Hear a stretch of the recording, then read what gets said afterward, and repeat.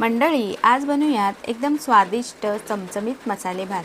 त्यासाठी इथे थोडेसे खडे गरम मसाले, धणे, जिरे, 2 चमचे सुकं खोबरं हे हलकसं भाजून मिक्सरला पावडर करून घ्यायची। आता इथे मी 1 कप बासमती तुकडा तांदूळ स्वच्छ पाण्याने धुवून घेतले।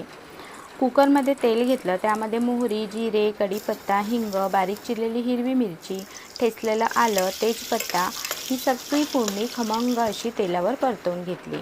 थोडेसे काजू घेतले, काजूही छान तेलावर परतवून घ्यायचे। त्यामध्ये आता हिरवे मटार, तोंडली, बटाटा ह्या सगळ्या भाज्या सुद्धा 3 ते 4 मिनिट तेलावर परतवून घेतल्या। 1 चमचा हळद, 1 चमचा मिरची पावडर आणि 1.5 चमचा तयार केलेला ताजा मसाला घालूया आणि मसाल्यामध्ये छान अशा भाज्या मिक्स करून घेऊया। त्यावर आता धुतलेले तांदूळ घालूयात, भाज्या आणि मसाल्यांमध्ये मिक्स करून घेऊयात। आता जितके तांदूळ आहेत त्याच्या दुप्पट म्हणजे 2 कप गरम पाणी घालूयात।